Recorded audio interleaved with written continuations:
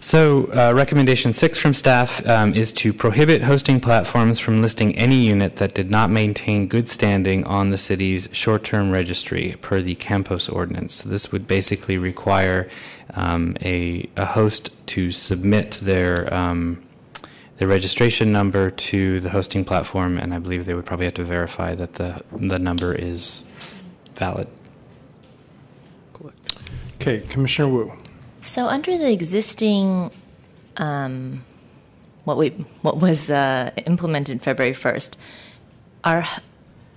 is there already a requirement to put the registration number on the website? Yes, the host is required to put that in their listing. This would make the hosting platform also responsible and sort of a team player, as you will, in the enforcement so previously process. only the host was responsible for that. The platform did not have any responsibility. So they could list a property in San Francisco without the registration number. Right. And so under this, then, the host would have responsibility to not have anyone on their website as a host that doesn't have a registration number. Right, the hosting platform would have And that. then does the department have a recommendation on whether or not to impose fines on the platform if they do allow someone without a registration number? I believe we're already, if they're in violation of 41A, we are already allowed to seek civil action against a hosting platform. And I'm looking at the city attorney to verify. And Campos's legislation that has this requirement, violation of this requirement would be subject to penalties through the regular enforcement process. Okay. And so I think we would keep that as well to ensure that the hosting platforms were in compliance with this requirement. Okay, thank you. I'm supportive. I have a question on this, Mr. Starr. So in the case of like Craigslist, how this sounds good, but how is that enforced, and how does that work with something like Craigslist where there's less of an interaction, it's more of an introduction rather than a transaction? Or Right. I mean, Craigslist doesn't track the transaction, but they still can stop something from being posted on their site. So they would have to put some sort of filter or some sort of stopgap to make sure that you had that number before you posted it on the website. Yeah, you just put a fake number, right? Well, I believe that the ordinance, as Supervisor Campos has drafted it, does require the hosting platform to verify with the department that it is a valid registration. I believe that's part of the current requirement. Okay, thank you. Commissioner Hillis. Let me just, on the Craigslist example, there's short-term rentals. So I think one of the problems is you don't know if it's 30 days or less. 30 days would not be a short-term rental, correct? I mean, more than 30 days. You're absolutely correct. Anything more than 30 days is just a regular residential use. It's the less than 30-day rentals that would not be able to be listed without a registration number. Was Portland doing something on this? I remember reading, I was trying to follow kind of the Portland legislation. They will start fining. So I'm hearing from our enforcement that Portland has stated they will start fining if they don't put the number on. Can I ask Mr. Owen a question from Airbnb on this?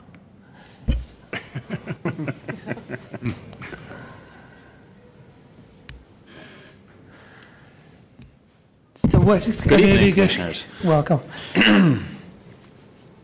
So I imagine you can't drive for Uber unless you have a driver's license, right? I don't know if Uber has to verify that you have a driver's license.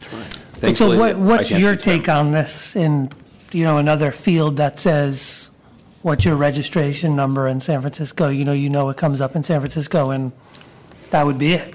Sure. I think we have two significant concerns with what seems on its face to be a pretty simple solution to this problem. The first is logistical for us. We have now over 1 million hosts in 34,000 cities around the world. So if it is the obligation of companies like ours to verify that each one of those listings is in compliance with every applicable local ordinance or is registered properly, it's simply crippling for a company that does business on a global scale, any internet platform. But I think more importantly, you can look and see, we're here participating in this process. Many other folks in the field, in this marketplace, are not here participating in this process. And when it comes to rules of this sort, would likely ignore them or sue to avoid them. And that is already the case in other cities. And we see already, migration from, say, our platform to other platforms where there is less interest in complying with regulations. So if the city is looking for an ordinance, for an effective enforcement mechanism, what this really does is it takes folks who are either unwilling to participate in the permit process or unwilling to comply at all and drives them underground, but it doesn't give the city an effective enforcement mechanism. And I'm really fascinated because former Commissioner Doug Engman was here much earlier tonight and had an example of somebody that he feels is not in compliance with San Francisco law and couldn't be in compliance with San Francisco law. And it appeared that it did not take him very much effort to go about finding out pretty personal details about this person using internet tools. And I think that there is a traditional enforcement mechanism that will work, that the city can avail itself of.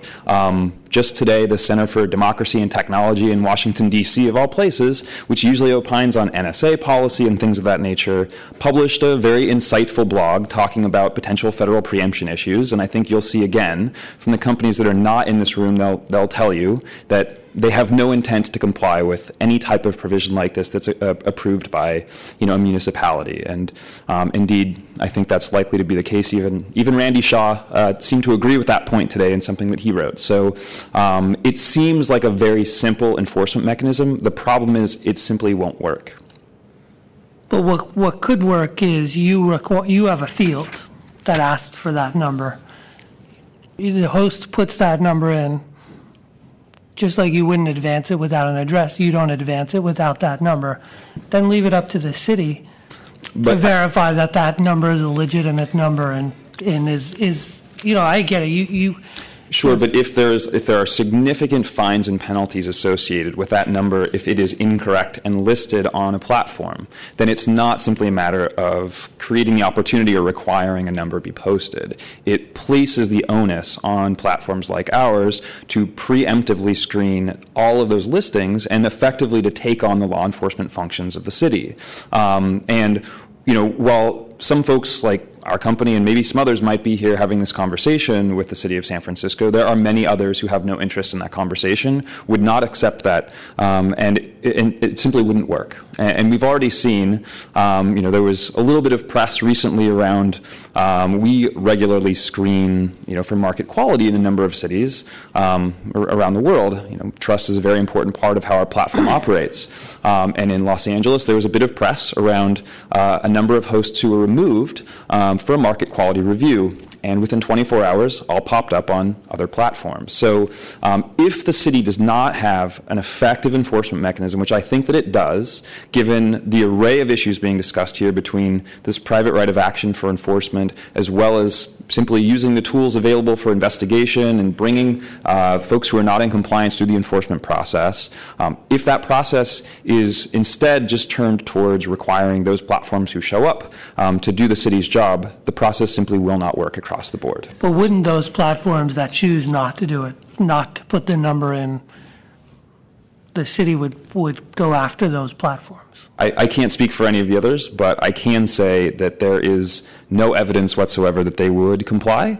And in fact, in other cities, they're fighting particular enforcement mechanisms like that, and I think you would see nothing but lawsuits. And either they would ignore the rule or they would sue to avoid it. And most scholars appear to tend to believe they would probably prevail. Okay. Thank you. But if I just answer that question, we would enforce on that. If someone was violating the ordinance, if we had a hosting platform that was not abiding by this requirement, we would pursue enforcement on that, and we would work with the city attorney's office to ensure that was enforced. And what about the notion that it's unenforceable? The hosting platforms would then say this is not something we have to comply with. Then that would be a matter for the courts to decide. Okay. Commissioner Johnson. Thanks very much. This one's difficult. I feel like it's linked to a recommendation that didn't get picked up, which was to actually have a list of who are we talking about when we talk about hosting platforms. I am really challenged by this one. Probably not going to be supportive just because I don't feel how would we provide the information that what numbers are in good standing, right? Like I'm lost on what's the mechanism for these numbers to be double checked on a real time basis. So as the ordinance is currently crafted, it would just say that the hosting platform has verified that the unit is on the registry, which they, could do so by contacting our department. I mean, we could, I think we have to work out a process on how to do that. I'm sure we could work with a technology company to come up with a great technological solution to the problem. If I could jump in, certainly the hosting platforms that know the address of the unit can plug that into this to the planning department's property information map, and it will come up and show whether that property has a short-term rental registration number associated with it. It won't give you the number, but it will verify that that is a unit on the short-term registry. So certainly for the hosting platforms that have the address, it's not hard to do that. Okay, and for hosting platforms that aren't that geared, so if you think about Craigslist, that's like a listserv basically. Right. What is the city's plan to enforce there, right? So if you see great short-term rental for Super Bowl 2016 on Craigslist and there's no number on there, what happens? Then that would be an enforcement matter as well, but Ms. Rogers. Yeah, my idea for how we would work with like a Craigslist type of hosting platform is, I think they could easily put in a required field. They have certain fields that you must fill out in order for the listing to go live. And so that's what we would want to work with an organization like that. It might be, maybe it's too much to ask them to check our website, so maybe it's they just require the field, and then we would investigate if there's a concern or complaint that registration number is not valid for the listing. Right, but I'm sorry. I don't believe that Craigslist is completely unfettered in terms of what you can post on there anyway. I think that there are some standards, so I think we'll be working with them to ensure that this is going to be something new for them to deal with, and that we would work with them to implement it. I would halfway disagree. As a former Craigslist user, a lot. Yes, you can have a short-term rental. So, like, if you put a rental up there, they have fields. Like, what's the rent? What's the address? Like, they have all those fields. So you can just add another one. But if someone doesn't have a number that's verifiable, or they don't want to put their number, they could just add that listing as some other type. And how are we checking that? I feel like Airbnb, HomeAway, VRBO, some of these sites are very geared towards this use. So you're really only going there to put certain kinds of entries. Listservs could be anything. And so who is going and checking this? And I think this gets to, I don't want to prolong the night. I know it's getting late, but this gets to who are we enforcing against for the hosting platform? Like, what is it that we're trying to get them to do? And what's the universe there, and how are these new rules going to be applied equally? I think we're trying to get them to not post units that aren't properly on the registry. I mean, that's the whole intent of it, for them to be a partner in our enforcement. We're not ceding enforcement activity to the hosting platforms.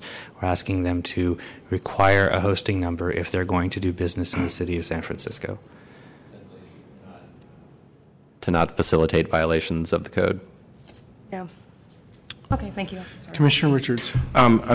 This is, having a little out-of-body experience here. This is 2015. I come from a technology company.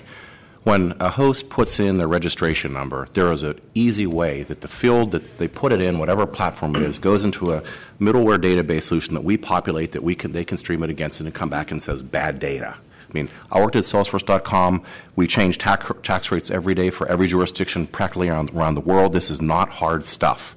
And, there's a technological solution. Nobody's sitting there with a quill pen and a bolt going, does this address? Let's figure this out. And this is a $20 billion technology company with teams of IT people, and we have IT organizations. Let's agree on the concept. Let's figure out how to make it work. And I think let's move forward.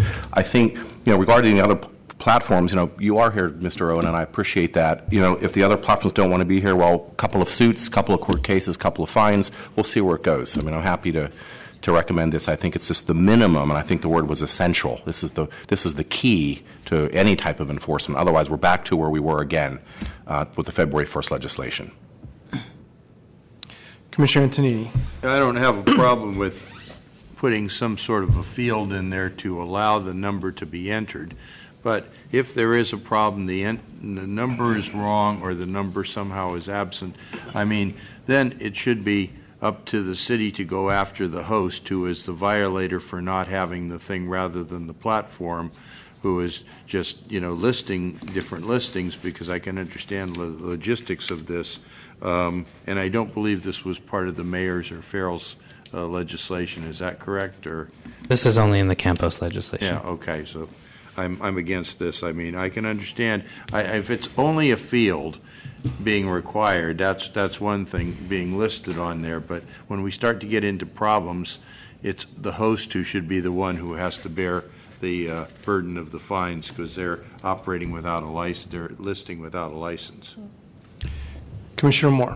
I equate that with the step of verifying somebody's professional business license. As an architect, you put in the number, and what comes up is if your registration is valid or not. You either didn't pay your fee or you didn't do your refresher course or whatever. It is a click of a button, and I think there is a mutual responsibility between the hosting platform and the one who is looking for room. There's a business transaction which then translates itself into the other one, and the city should be able to see that and make sure that it occurs within those rules that the city is operating by. Commissioner Hillis. Yeah, I mean, I kind of requiring a field, I think, is a little different than who's responsible for the actual validation that that's a valid registration number. I mean, because we get plans from architects, I don't believe we check to make sure they're currently, valid.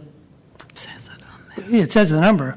But again, nobody goes and checks. It says the date to which their registration holds. Yeah, the date is on that there. they put in. No, they can't. It's in the seal. Can't. Okay.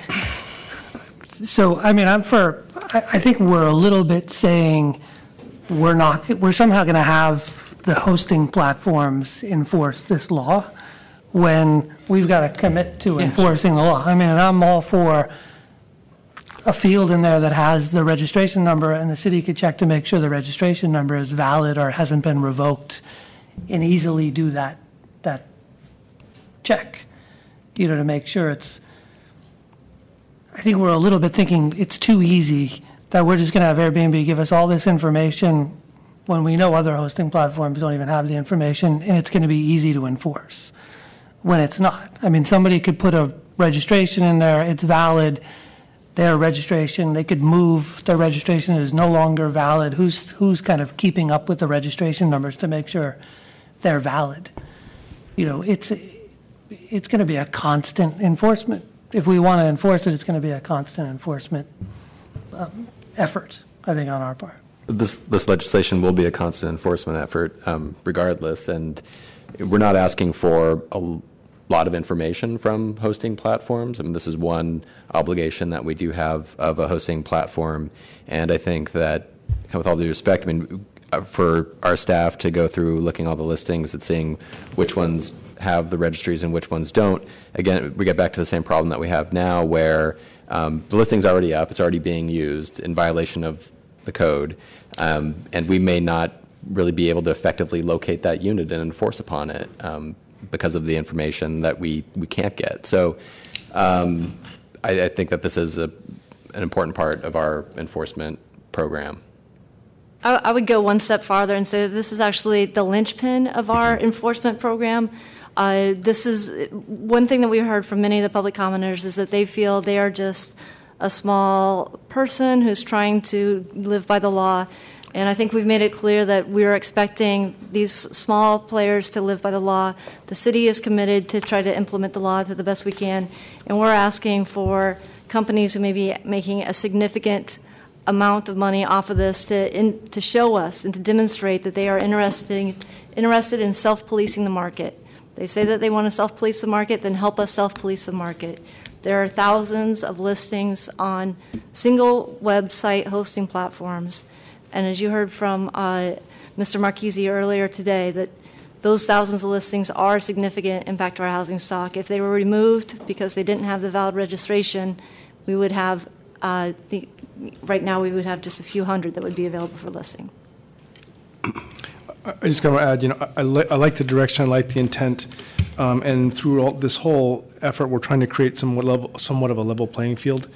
And because the platforms are different and their formats are different and their engagement is different with the customer, I think this one is we're walking into something that's going to create even more of a unlevel playing field. Commissioner Richards. I mean, to expound on my prior comment, anytime you land on a commercial website and put a credit card number in, this is exactly what you're doing.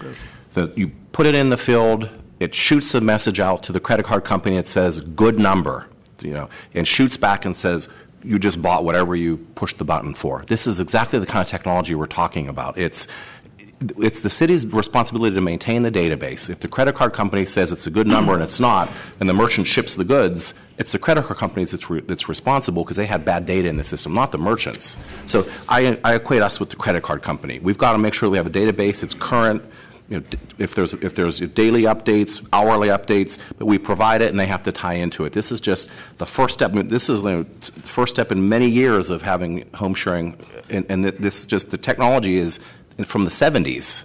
Literally, it's not a hard technology to do. So, I don't feel like we're putting them in any type of danger. If we don't update our database, it's our fault, not their fault. And I wouldn't. They have good faith effort that they tied in. We shouldn't be holding them accountable.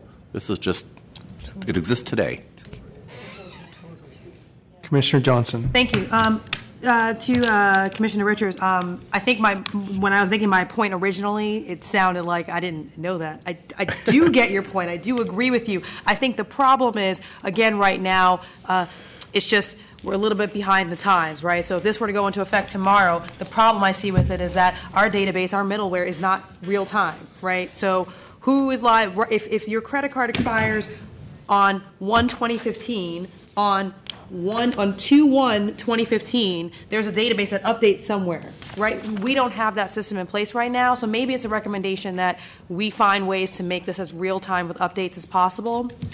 And the other thing is, again, I'm still struggling. Again, Commissioner Richards, you jogged my mind on this. I don't like the idea of just sort of waiting for it to weave its way through the courts and have some big case to determine what are we doing about other hosting platforms or listservs. I would like to see some more direction on that. But generally speaking, I will say that I agree with the requirement to have a number. And I think that there can be some more detail around what's the penalty for that number being wrong and how are we enforcing that number being in all places where listings are.